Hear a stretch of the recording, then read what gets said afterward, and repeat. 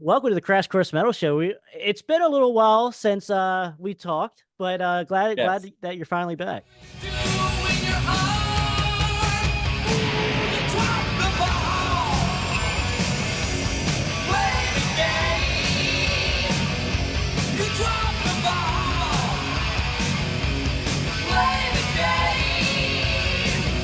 Yes. It's been a while, but it's great to be here. Thank you for having me back. Of course, man, of course. We like to talk to, the as we like to put it here, the OGs of back in the day and stuff. We like to get the inside scoop and like hear the story straight from the horse's mouth of the great, especially with you, the LA Sunset Strip, So, but Mhm. but please, Nadir D'Priest, can you kind of give for people that are watching, that might not know who you are or who London is, can you give us just a quick little description bio of who Nader is? Oh my goodness. Well, Nader is the lead singer of one of the longest running spaceships from the Hollywood Sunset Strip era, London. The really the beginning of besides the New York Dolls, it was the beginning of the Sunset Strip Steelathon. That's Yep. all go with it. And as proof as success, you can see Mötley Crüe was really a great success, which was basically a copy of London, just without Lizzie, obviously, and without the original members and stuff like that. But yeah, we were. If there was no London, I think people really need to look into this, and somebody made me realize that because I think that sometimes I don't really care, and but I do care Right. that if London would have not happened, none of these people would have gotten wherever they had to go do what they're doing. Exactly. You That kind understand me? So it was being guided by this force, you Mhm. know, and because of it, because of London, it spawned off to so many different things and so many different gigs to people and albums and relationships and all Mhm. kinds of great money. Yeah. So for me, this band was the original Sunset Strip players, at least from the era of the late 70s on to, until we're still doing it. So we're still here. Yeah, yeah. So that kind of leads me to one of my questions actually. Now, I usually kind of end with this, but since you kind of brought it up, do you do you think uh London doesn't get the respect or recognition that you guys deserve as a band throughout the whole catalog and throughout the years that you've been active? Um, I think that there's some sort of juju out there. I don't want to say the word against, but there is a complete door not opening, Uh, and they continue to close and have right. been closed because we really don't get any recognition. Now, I don't know if nobody's ever asked me. I think you're the first person that's ever asked me this because in reality, no one has ever asked me about this. That you can see that we're not on gigs, that you can see we're not playing live that much, that you see me only on Sunset and Yeah. occasionally, out of town every so many years that somebody decides that they're gonna throw a gig at us and all that. But consistently, yeah, London doesn't get the recognition. What I notice is that we're basically I don't know if it's a lack of respect or just people feel threatened by you because the Sunset Strip was that. Yeah. It was very competitive and very aggressive towards your shit. And nobody nobody was tapping you and hey Nader, great gig and fuck that was awesome. Only my friends or our crew or our fans that really were followers. But if you look at agents and bookings and all that, and Mhm. yeah, I must at this point in 2024, I do gotta come to the conclusion that it does bother me. You know, Okay. uh, it's not a good feeling, because I want to gig more. I got great guys. They don't deserve, you know, having to be in a band and not getting as much as they should get. And London, I mean, we're a great band live, so Yeah. maybe that's what it is. I don't. Well, that's an Like that. interest. Yeah, to answer your question. Right, that's an interesting point because like your live CD here came out what, Yeah, 2013 or so, and yeah, that was in Nashville, Tennessee, at a small 12th and Porter in Nashville. right, yeah, and that's a really good live CD. I don't have a whole lot That of was live packed. That was a CDs. great night. Yeah, I don't have a whole lot of live CDs in my collection. I usually rather go see the band and have a live CD, but like I'm happy that that's in my collection. That's one, if I listen to a live album, I'll pop London on. We So, give that away because we want people to have it. You know, we want them to have it so they mhm. can catch us live. Most people don't go off, oh, hey, let's get that London live album. Right. Yeah. And people go, when was the last time you saw London live? You Right. know, Yep. well, if you go down to the Rainbow, you'll see us there. We're Yep. always there. We're at the Whiskey playing those gigs. We're consistent. They want us back all the time. So Good. that's the only time, really. Okay. Yeah, But that was it. that just amazes me though, because like obviously for people that weren't aware as well, also in London was also in like a documentary style movie, the Western or the decline of Western The decline of civilization, the Western civilization. part two. Absolutely. And Yeah. not only that, the decline of the Western civilization, as much as a lot of people were criticizing it, Mhm. it was played at LACMA. I don't know if you saw the video at the museum in Los Angeles in front of 600 completely different people that never seen it before. It was packed. Okay. And Yeah, they I played didn't it on see the that. original 35 millimeter format, not on any video format, but the Okay. real going. Penelope was there. The video is on. It's on online, Okay. and people were fucking blown away by it. They loved it. They just loved the antics. They loved the whole. They loved that we were right there, and hasn't changed much. Same person. You know what I mean? So Right. Yeah. those things are, that movie basically got put in, believe it or not, as a classic movie for a rockumentary by Okay. the Academy of Film. You know what I mean? Awesome. All right. Good. That's why they did that. I mean, they Okay. made a big deal out of it. And Penelope is a great director. She started in punk, Mhm. and she moved into this idea, and this idea just opened it up for her, and it's still happening, and I still support it. I thought it was great. The people that didn't they didn't get to be in it, fuck him. You know what I mean? I don't care. I don't Yeah. see them, worrying about, I wonder if they got on there. Right. Yeah. Because like I just watched it again earlier this week for probably like the 10th time. Like Yes. I watch that movie probably like once a year, and like Right. it's so good because like every time I watch it, I see someone in there that I didn't realize the last time in. And Right. You that's pick just up so, people in the audience. yeah, yeah. That's so Yes, cool. absolutely. And Very cool. especially if you look at the scene where we're at Gazzari's. Okay. Okay. And the dancers are dancing. If you just kind of go slow, that front row, you'll see me, Frankie Benelli, and you're Oh, gonna okay. recognize a whole bunch of guys to the left, to the right. Okay. Yeah. And so, Because I forgot about all those people. right. Yeah. Because like I didn't take notice of Frankie being in there, but like obviously the Odin guys are Yeah, he there. was a judge. We were judging the Yes. dancers. Yep. Yep. That's right. So I yeah, said, you got a zero. And yeah, she fucking threw something yeah. at me. She wasn't very happy about that. She gave you the bird, you know. That was hilarious. I love it. Oh, good. That's what So we yeah, wanted. that We kind of wanted to get a reaction. yes. And now was that one of your favorite hotspots in LA? Was No, I was Gazzari is the only reason. Well, we played Gazzari's, I think, twice, London. okay, During my London days. I don't think they played there. I played between 84 right? on up. So I played there twice. And the reason I played it, the Metal Years chose that place to bring in the Westwood One mobile unit, Okay, pull that motherfucker up in the front right there, because it's a huge ass recording unit. It's a television quality broadcast thing. So right. they pull that up there, and the stage is right there. Cake, cheap. Bill Gazzari probably gave him a smoking deal. Yeah, yeah, let's do that. Let's do Yeah, yeah, that. yeah. I Yeah, got great girls here. he Who seemed needs like to a fire. prelude? Come on in. He seemed like a firecracker. You know, he He seemed was a like firecracker. He was a dirty boy. yeah.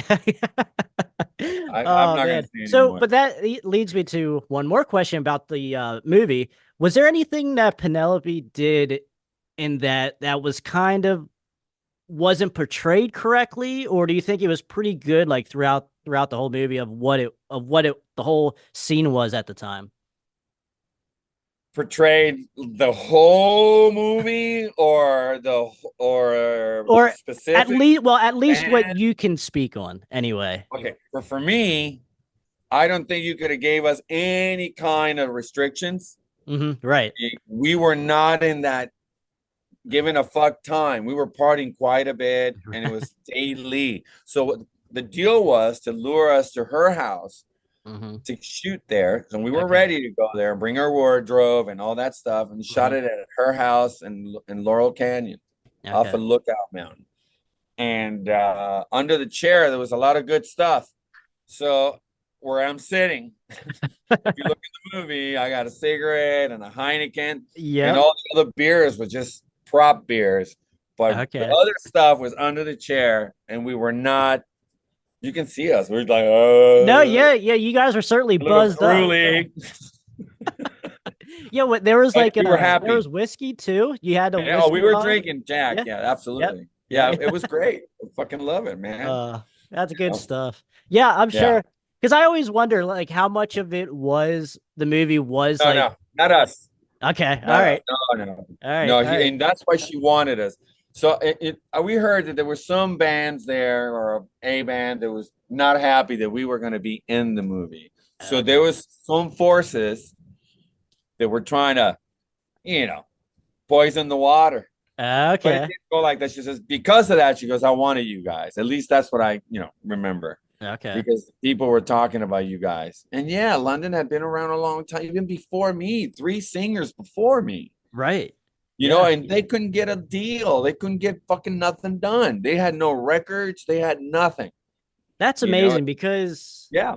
yeah, that's amazing because like for people that are unaware prior, there was Blackie Lawless, there was Fred Yes. Curry, there was Yeah. Nikki Six. There's a lot of There people was a that lot more than that. Yeah, oh there was a yeah. lot more than that. You had all three original three players of Guns N' Roses. Yep. You had Yep. Blackie Lawless. Oh yeah. Uh-huh. You got Nikki Six. Yeah. And then I brought in Freddie Corey, and he Okay. was only 17. Right. You know Yeah. what I Yeah. mean? He's a young dude. He Yeah. was here in LA for an audition. I don't think if it was Dio or Ozzy, one of those gigs. Okay. And he didn't get it, and I grabbed him. I said, he's 17 and he's a motherfucker. I gotta grab this kid. He Do was you still really do you, good. I yeah, liked him, he was cocky as fuck, but right. I didn't care. I needed a drummer, and he was the right guy at the time. And I didn't know anything about his past, and other than there was a drummer, and we Yeah. happened to be in the other room. Okay. All right. Yeah. Do you guys or do you still have like any talking relations or do you have any relations with any of the I guys still? have an occasional every 10-year liking of something, or a Okay. response to something. Not we're not bros, because it's just the way it is. People live their lives a certain way, but I know he's friends with all the ex-players of London. Okay. Okay. Interesting. Very interesting. All of them. All of Ah, them. Every single one of them. okay. That's damn. All right. Yeah, Yeah. that's interesting. Yeah, and Okay. I put him in the back of the album. He's in Yeah, the back that's of right. my Yeah. album. Right here. Yep. Yeah, he's in the back of that album because of us. Okay. You know what that He got exposed because of us. right. Hmm. Because he doesn't play on the album, correct? He didn't play in the album. Yeah. Okay. All right. Bobby Eisenberg played on the album, Right. Yeah. Yeah. Yeah. and he's And Bobby Marks. He's the guy that left, and Freddie took over with. okay. All Fred right. didn't play anything other than in rehearsals and stuff like that. Gotcha. Okay. So yeah, since we are talking about your 1985 album, Nonstop Rock, how was how was it? This is like your guys' first album after many Yes. years. So like, what was like? Did you guys have all these songs ready to go, basically, that you just been writing since Yeah, you we guys? actually did, because there were part of our set. We were playing live quite a bit. Okay. Uh, so we like to play live. We had a lot of props, a lot of shit going on, dancers. So, Mm-hmm. Right. we had that thing going on, and that was our, our skit. We did that, but we did have the material ready. Nonstop Rock was, was really hard work to make it happen, but we made it happen, even though we would have liked to done more. But $8,000 can only go so far back, back then. Right. And Very, that very small budget. yes. And because it does have a very raw sound to it. Even Yeah, it's very raw. rawer than Don't Cry Wolf. But Yeah. now where did Werewolves in London, like that the song? Like was that something that you guys all wrote kind of together, or like what was kind of the It's inspiration me. of that I song? I have I have a wolf on my arm here. So all those lyrics that you hear about there are dark. It's all my fucking mental state at the time, and I would Okay. write all these things, and it's what I felt at the time. I Mm-hmm. was really young too. I was Yeah. younger. Remember, 6 years younger than all of them. Right. So I was really like a puppy Yeah. still, in Hollywood terms, Right. fuckable still. Good. Yeah. Okay, because that makes sense because there is a lot, even throughout the whole catalog, darker stuff. Like this isn't Yeah. your No Tell Motel. That's yeah. Brian West and I. Right. Brian Right. is dark. Brian goes dark. Okay. Yeah, He's a and Christian and now, you so certainly feel that in the album, and like I said, the rest of the songs it's too. a heavy metal album. If you listen to it, if you take our Radio Stars or some of those other songs, Mm-hmm. and I would have been able to those heavy ones, you can tell who is Lizzie and who is me. Yes. You Yep. can, Radio Stars, Alley Jets, all that kind of shit. That's 70s. And I Yeah. was not into that at all. And that's why he left. You know, Okay. All right, that that's makes sense. it wasn't like what he was doing. Okay. All right. And he So, but he played it, and when he heard it, and I said, "You hear yourself, dude? You never played like this before." I fucking got him to do it, and he fucking started opening up, and he started thinking of more things, and he liked it, but I think he was just stuck in that fucking Mata Hoople and T Rex and all that shit. I'm like, I'm right. fucking not doing that, man. I can't. It's not me. It's not my voice. Right. And that's the thing. If you can't like if you You had the guy from Mott already, all right? yes, I think exactly. we can Yeah. move Yep. on now. Yeah, man. Slayer was on the right track, more like it for me, Yeah. at the time. Slayer was, in that realm, and also Metallica were coming in. I played with Metallica on my other band, Vertigo. We played at the Troubadour with them when they were really, really, really young. Mm-hmm. And for me, the metal sound was great, and that's where I wanted to be. Right. And with Lizzie, I had to, really get him to trust me. Yeah. Okay. So because you did like you mentioned before, you are very Iron Maiden and Judas Priest, like those style of heavy metal bands It's are natural great. for me. I love it. You know Yeah. what I mean? I don't have to try anything. I can just be me Mm-hmm. without having to, uh, try to copy anything. It's more my influences come out. Mm-hmm. I mean, I'm not just gonna, I say, oh yeah, that's all me. Right. My boner is this big, bro. Nobody can touch me. No, it's been just Black Sabbath. It's been all those bands that affected me. So, I got over Led Zeppelin. I really liked them in high school for a bit, and then Yeah. they just OD'd me through the '70s. Fucking everywhere you went, I that hear and you. Yep. Bird, and it was just so I like Southern rock because I like Leonard Skinner. You got Mm-hmm. that right. Show got that right. All those fucking songs were great in junior high. But Yeah. then I discovered Unleash in the East and my life changed. Right. Yeah. That was a That's great awesome. album. Yeah. I'm with you. I'm with you there on that because Led Zeppelin, it's a great band, but as time goes on, I'm like, I'm just It ran its course. yes, yeah, I'm with you. So with Nonstop Rock, for people that are unaware, it did not do very well. Like that wasn't even on Oh a no. that No, I wasn't even think on a it was major rated very label, was minimal. it? That was just you guys funding it for the most part. No, no, it was that was on Shrapnel Records. Shrapnel. Okay. All right. Yeah, that's Mike Varney. Oh, okay. Yeah, Gotcha. that's a Mike Varney. Varney's the one that signed us. We were under contract with Shrapnel Records at the time. Yeah, absolutely. Okay. Good. Good. Good. And so Yeah, then you you got ended up, publishing in there, huh? yeah. So you ended up a year later getting to do Right. We Don't got Cry Wolf. backing for Don't Cry Wolf, absolutely. And then the Annie went up, and quality, Yes, production value, everything went up because we had money, you know. exactly. Is At that least we thought we were doing it right, you know. right? Yeah. So is that in the movie Western? The Uh, decline, yes. is that where you guys are saying you're in debt like 100,000 is At the because of time, this yeah, album absolutely. basically? That album, yeah. Okay.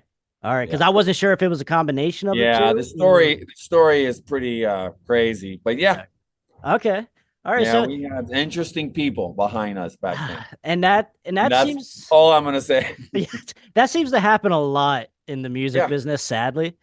yeah. But yeah, I mean, Well, I wasn't too sad. I was happy being in the studio, doing a music video, yeah. all having stage clothes. Look at that album cover. Right, yeah. You know what I Yep. mean? Having all the hair, the color, everything. Oh Larry yeah. Flint's, I got Larry Flint Studios. They loaned me the studio. You know, that was shot in at the porn stage. That studio was full of pussy hair all over the place. The wolf face all had a real wolf, so we had to have a big sound stage. There you go. So Yeah. Yep. if you can see on the back, you look at the wolf, get close to it under his chin, and you can see the wire. Can you see it? Oh yeah, yeah. I see it. That's a real wolf, and that platform was custom made for him to be locked into that. He couldn't move around too much because they are real and they're very big. Yeah. We had They an would electric fence around that chute. okay. All right, Yeah, yeah, I didn't this realize. guy is the one in Company of Wolves, the movie. Oh, That's the really? star right there. Yeah, Okay. All right. that's the guy right there. Yeah, next time I watch it, I'll have to keep that in mind. That's him. It's Yeah. beautiful. Yeah, All I right. wanted him. He was awesome. All right. So yeah, with now like almost right after 19, well, not a couple years after in 1988, the documentary comes out, Decline of Western Civilization. Do you and then there's a another gap. So there till 1990 to where you do Playa Del Rock. Is there what was like the holdup between all like the 4 years they're releasing something? Was it something with the movie? Was it something with the Between what year? label? I'm sorry. Between what year? Between 86 and then to 1990 for Playa Del Rock.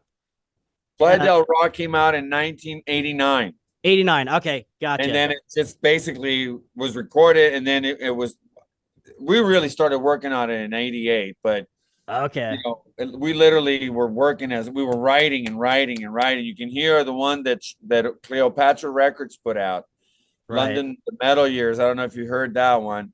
And it No. shows all these songs that on Playa del Rock prior to them, which Oh, was okay. all in the demo versions.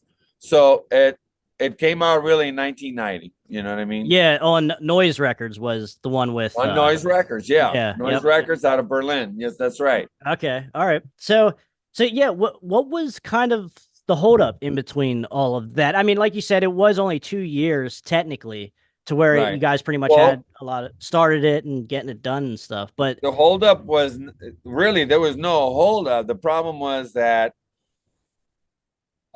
we had another drummer mhm. uh, at the time, and we had a deal already. Everything was good, but again, pre-production, putting the songs together, and then getting into the studio, and then finding out in the studio that the producer Richie Podlor, Mhm. who has tons of platinum albums hanging, Right. you know, told us that he's not going to work with that drummer.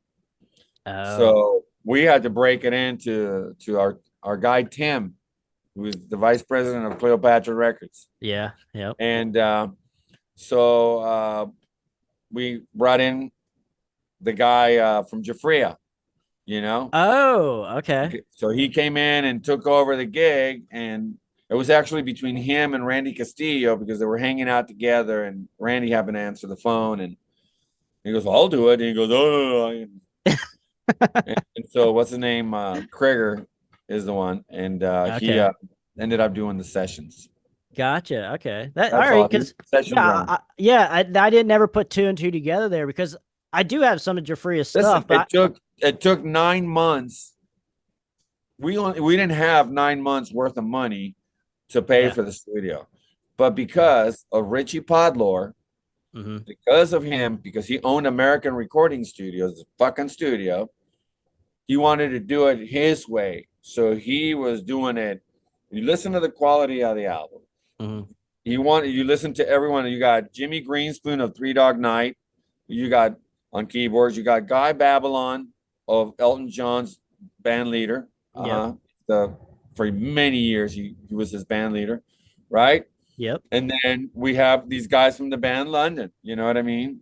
And we had to mesh all that together. And the record still plays and sounds great. You know I what I think, mean? yeah, I think so too. This is one of my favorite And that's two London inch albums. tape. Yeah. You Yeah. know, that's what happens when you do with tape. The only problem is I couldn't push the volume as far as the bass back then that much. You know, now I haven't re-released it, but I want to remaster a bit of the low end because I think they kind of it was very under low end for me. Okay. All You right. know what I Yeah. mean? But Because I was that's just an EQ thing, you know. right. Yeah. Yeah. Because that was another question I was gonna ask you. You did not get to reissue this yet, did you? The Playa del No, Rock. I'm planning to press it and put it out. Okay. Good. Good. Because Yeah. it certainly needs to be. Sanctuary has it now in their cat. Oh. Sanctuary has publishing on it because I believe Noise sold it to Universal Music, and then I guess Universal Music might have sold it to I sold it I think to Sanctuary. Okay. So, but you know, I own the publishing, so Okay. All right. Good. Well, that's good. So you can do I almost can do whatever I want. right. Right. So with you do have a cover on here, "Hot Child in the City." Where Yes. did what made you choose that song to cover? Oh, listen to it. Well, yeah. Go to a nightclub or go somewhere Yep. and play that song and look around. Yeah. Other girls are like, oh, oh. They forget where they're at. No, no, it's a great song. It is. It Number is. one hit back in the 70s. I got to see him play it on American Bandstand.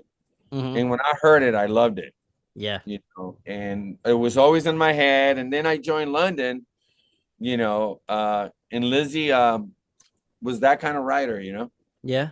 He Okay. likes that pop stuff and all that, and I wasn't, but you know, I enjoy doing it, you know, and to this day, people like it. I've done it in Vegas, just in jams and at casinos, and there's not one girl that's not moving. So Yep. it's a go getter, you know. It is. It is. I enjoy it. Catchy song. I know a couple people. It's either the people that I shown it to. They either they like it, and sometimes they're like, the original's better, you know. But Of like, course, of no, course, it's the original. I stand Nobody's on your gonna side. say that it's not. I always stand on Oh, your side in the oh argument. my God. No, I like it because the original is much better because he didn't write it and it's not his. You cannot possibly fucking do anything else and make it better. Oh no. I Right. understand that comment. Yeah. Yeah. Pretty It typical. happens, but hey, that's Yeah, one I'll of. tell you what, just to save face on this, I spoke to Nick Gilder on the phone back in the day, Oh, and okay. he said it was a great fucking version he's heard. He told me it was well, he didn't say fucking, that was me saying it. But he said it was a great version and he Yeah. really enjoyed it. And I to me made Oh, yeah. my whole thing change. You know, that was great. Coming straight from the artist, you know. That's great. Yeah, I mean, I'm in agreement. But certainly, is there anything else about the album, like other than what you said, with the low end? Anything else that you would change about the album, or that you would have added or taken off? I don't think I can add anything else to it. I think Mhm. it was in a really pop form. That's what he did. Remember, he did Three Dog Night. Right. He produced Three Dog Night. You listen to those vocals. There were so many fucking tracks of vocals, dude. It was just unreal. All the work that had to be done to do work to get the album to sound like that. And to me, sonically, that was the only thing I thought it was missing. The guitars or listen to the guitars on Miss You, the crossover solos and the Yes. flyaways, the mandolins, you Hmm. know, the B3s, the pianos, the strings, the cellos, the sound effects. I mean, we really spent a lot of time there. 9 months at our own pace without having to rush. You're right. right. you And know. So yeah, that's it basically. it Maybe the sounds like vocals, I would have liked to try different vocal tones and sounds and stuff like that. But back then, production in the 80s was you had that one sound that the right. vocals were all, if you didn't do it like that, you were not it. Yeah, yeah, I 100%, especially at the height, like you said, 88, 89. Then like that's like the height of Yeah. you That know was the last of the that's when Seattle came in and did yeah, all that. You know what I mean? exactly, So that was the exactly. last album. So yeah, because like when I explain to people like the London catalog here, this Playa Del Rock is my favorite, but it it is certainly more slicker as far as like production wise. Like it doesn't really sound, I guess you would say, like the first two, but it still No. has the hook, still has the chops, the Oh, heavy absolutely. on song. Absolutely. It's So Easy is a great song. Oh yeah, Miss You, Miss You was when satellite radio was starting. It was out of Dallas, Texas. It was broadcasting to Seattle and Texas and just different cities back then. right. And they took the ballad and added it as the most added requested single when he played it once. So Okay, he didn't choose a ballad as a single. You know what right. I mean? They decided to grab it and played it, and Z Rock had the tracking and the amount of requests and how many and which week and all that. And back then, those stats were golden. You couldn't do it like on your phone now. Like Right. you can Yeah. see Yeah. stats. Back then, it was all paper. Wanted to see, have copies of that, but we were pushing "Ride You Through the Night," Yep. "Heartbeat," Yes. right? Very good And song. then Yeah. Yep. yeah, and then when I go to Germany, they were pushing "Heartbeat" and "Hot Child in the City." There's a Okay. "Hot Child in the City" that was it was it was being pushed over there, and I was like, "Holy shit, the Germans!" And I'm like, "Hot Child in the City?" Yeah. So every region could be different. They might like something else that you may not think it's cool. They'll pick it up. They'll pick it up on their own. Right. Right. And that's why I heard with like even like Def Leppard and like the big bands back in the day, like over in Europe or New Zealand, like some of the singles that were released here weren't released over there, or vice versa. Yeah. It all depends on what the population of or like what the people of that country like. That's Right. very interesting because I never thought of it like that before. But do you think that was kind of uh, an issue to not release one of these ballads as like a second single? What like do you think that kind of hurt you guys with being in? No, no, I think the Noise Records was a metal record. Remember, Okay. we had Gamma Ray, we had Yeah. Halloween, Yeah. we had Creator, but London has sold more records than all of them.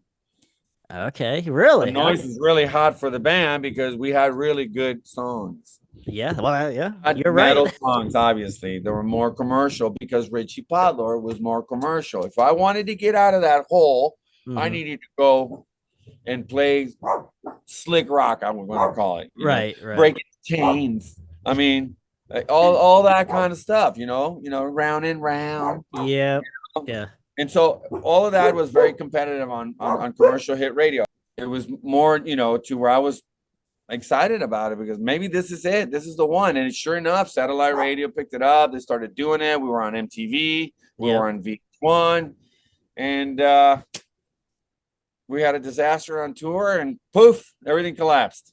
Okay. What do you mind elaborating a little bit like what the disaster Well, what it was exactly? more to where there was some financial mistakes made and certain things were not able to get taken care of and paid. Okay. And then also there was partying going on Hmm. and fights were not breaking up, but going on between certain members and got Okay. to the point where they couldn't even be in a room. You know what I mean? So Right. it ended up, Started like to that. self-destruct a little bit. Yeah, it just Yeah. got the party got a little too hard, All right. All right. but that's basically it for that. Okay. All right. So and But then this is the same lineup that came back and did the album called That Girl. So yes. Okay. And well, yeah, I do want to talk about that in a little bit, but like as so now once you guys kind of self-destructed a little bit there, so like you said earlier, grunge is pretty much coming in here, 1990, 1991 now.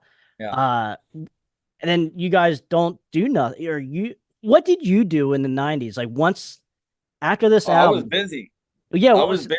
I was actually I moved. I ended up with nothing, so I ended up staying, being picked up in Flagstaff, Arizona, by my friend Steve, hmm and I ended up moving to Phoenix with two bags. That's where it okay. ended up, and I stayed there for about a year, and I was in two bands there hmm doing local stuff, and then Yep. I got in a funk band in LA, Really? Okay. 10 piece.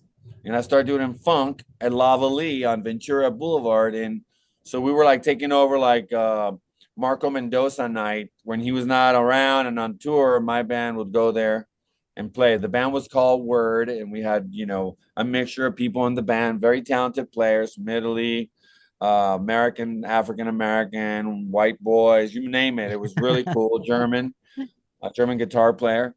So so yeah, that kept me busy. And then something didn't work out with the funk band, and I ended up just and not being with them. And I got a job working for a company back then called Second Vision New Media, Okay. and they were hired to produce the Rolling Stones Voodoo Lounge CD-ROM.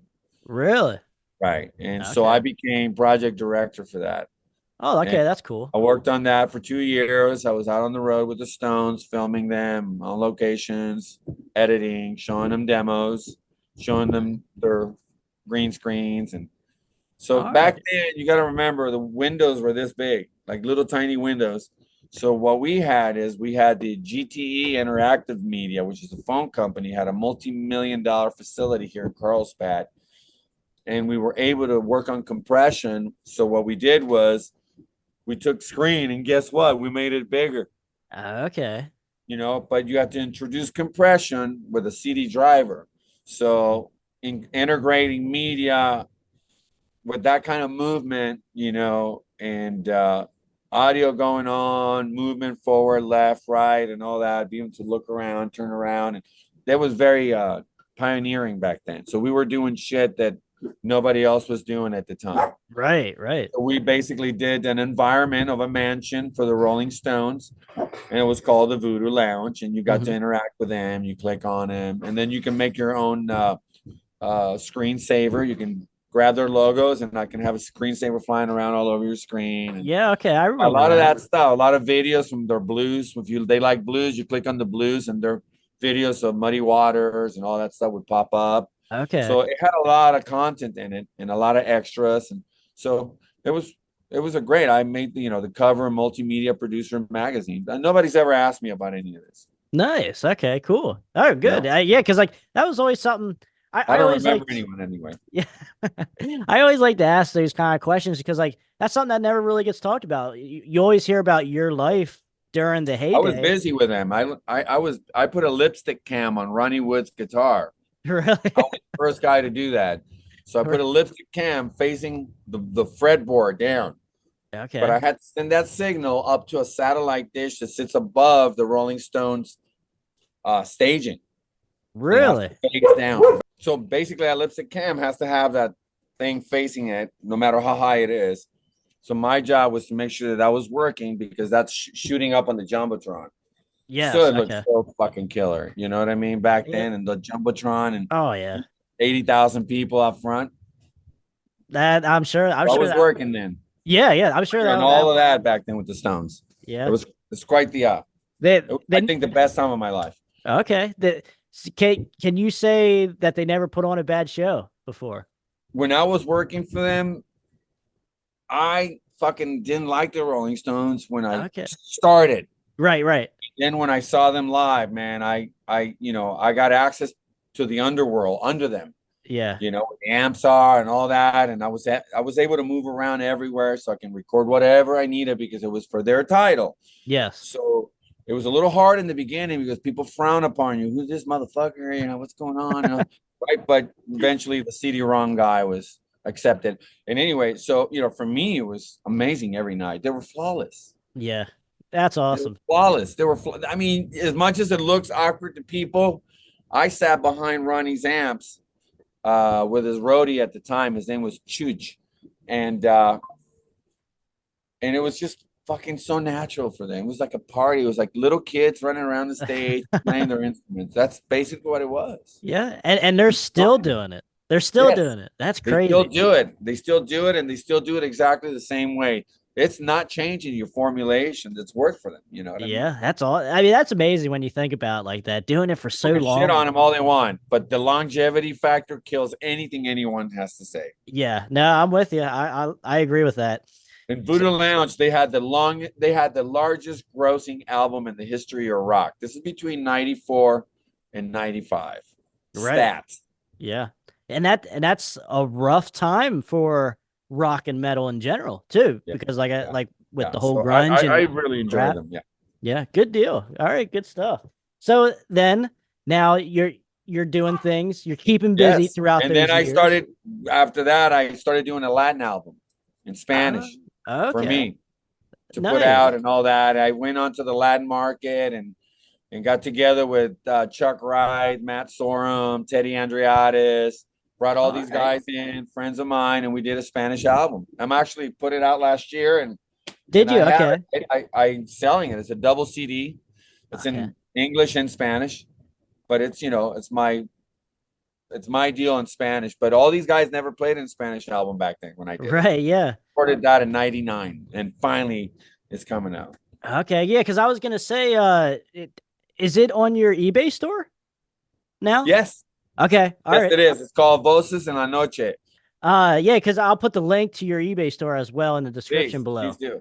So yeah, no problem, man. And so yeah, so you're staying busy, and then now in 2013, you released your live album, and then you released "Call That Around there. Girl." Yeah. Was it so? Kind of give Call us a That little. Girl came out and really this is the deal with Call That Girl. Call That Girl was supposed to come out 2019 and it's Okay. dated that. Okay. That's where it was recorded. And I recorded this all in Vegas. It's all in 2019.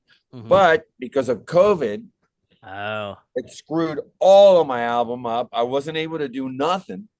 okay. So this year, when we played at the Heavy Metal Hall of Fame thing here, Hmm.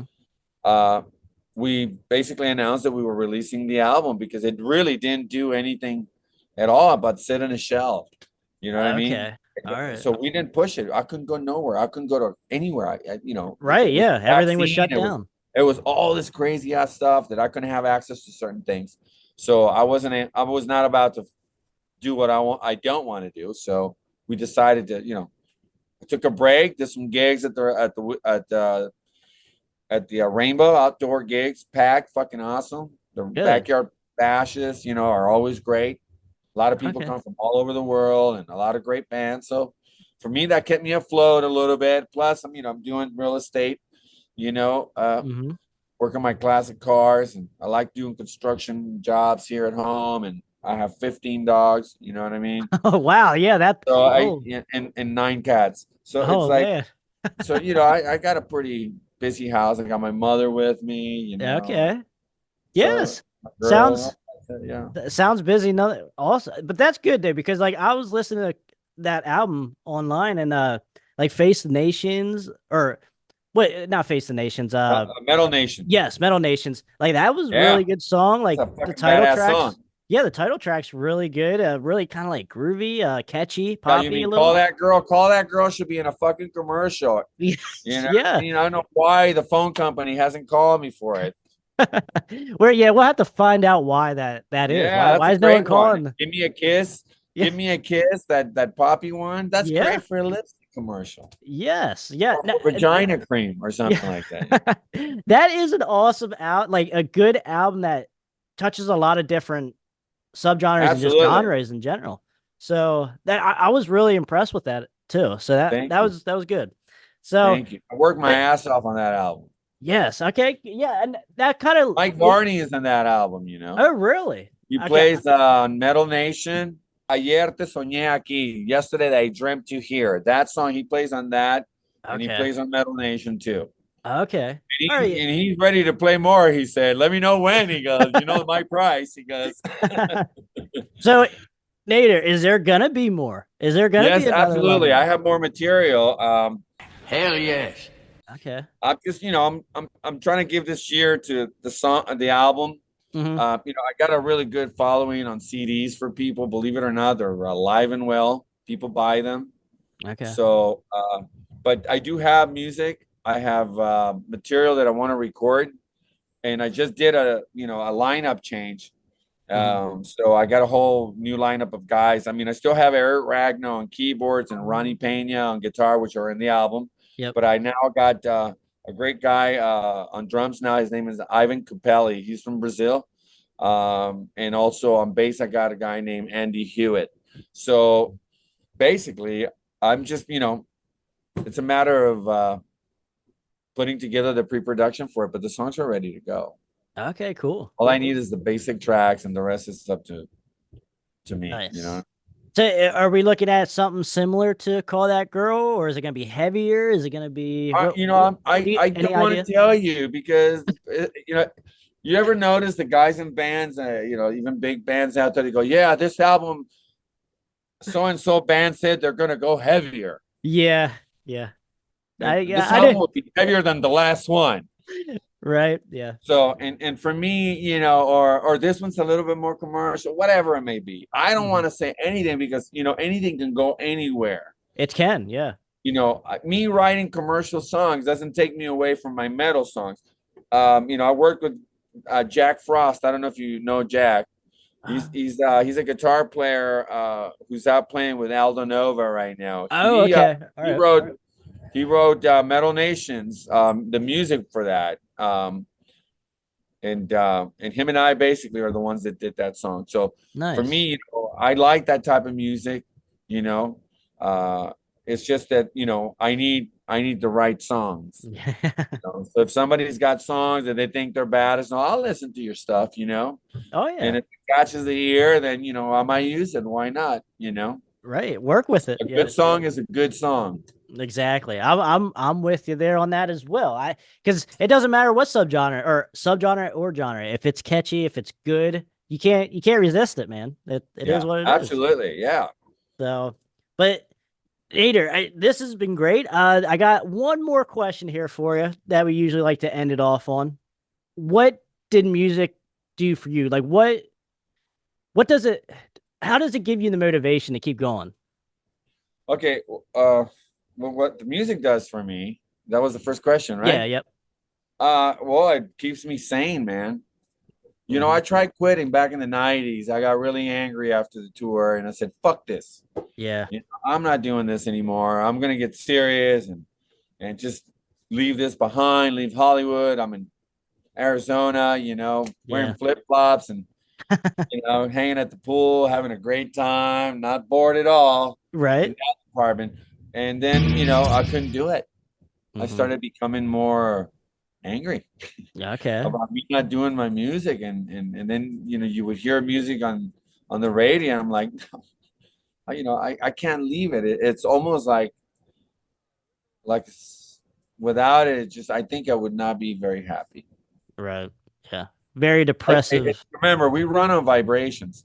So my vibration runs, even though we're not supposed to run in 440, we're supposed to be running, I think, around 430 frequencies. So it keeps your vibration running different. Here, you see that ocean? Yep. That vibration of the ocean every day keeps your mind a certain way Hmm. that you can't take it from any therapist.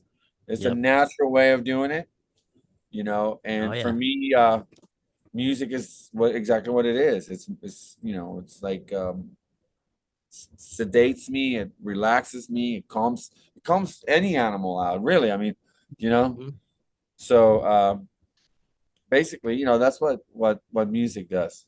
Okay. And then As far as the longevity, why do I keep doing it? Because I'm fucking mentally retarded, obviously, because I don't seem to get the message. But I want more. I want more. I'm not.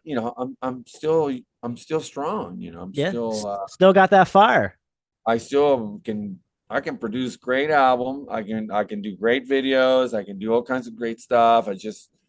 I need to just focus more and I tend to be a little bit distracted. As a kid, I was not really good in school. I Right. never paid attention.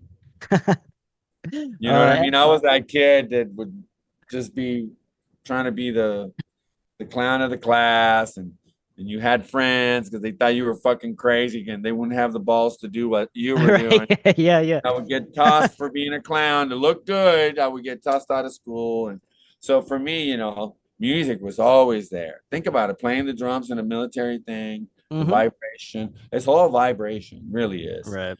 Yeah. You know what I mean? 100%. If you're that type of person that likes, there's silence and then there's metal. Yeah.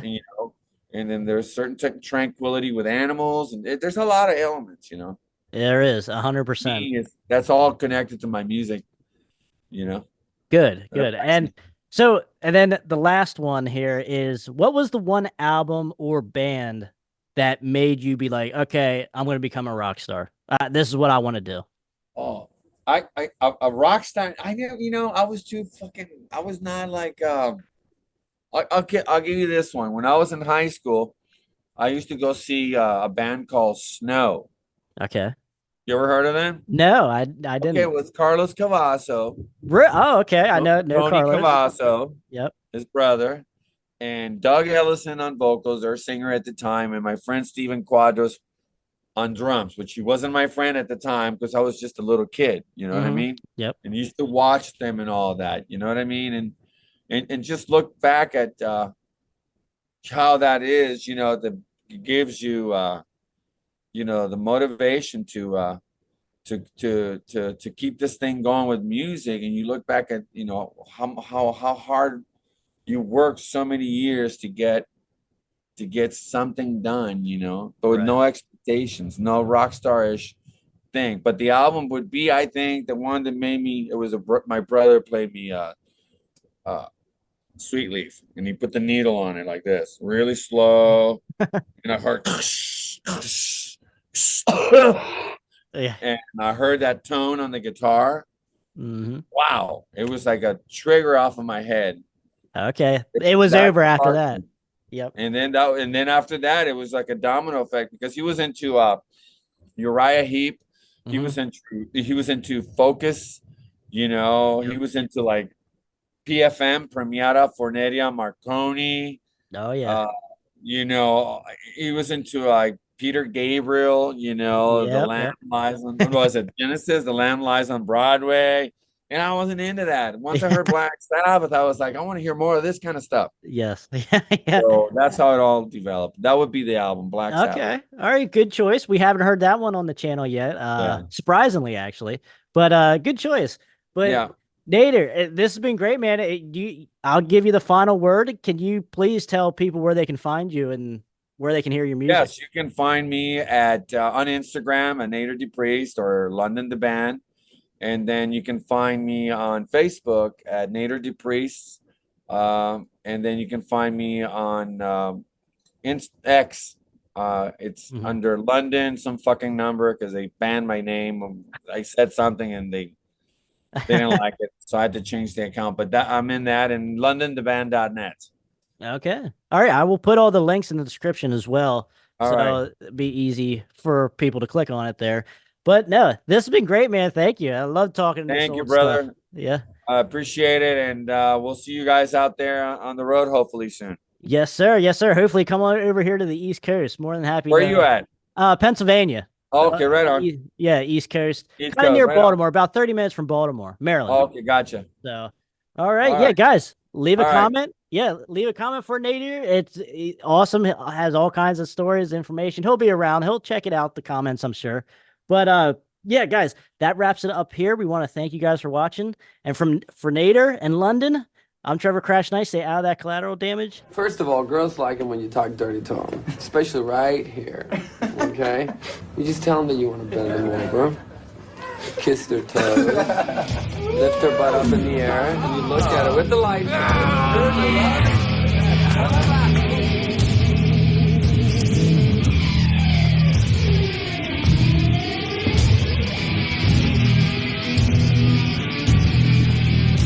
We are not role models for your life.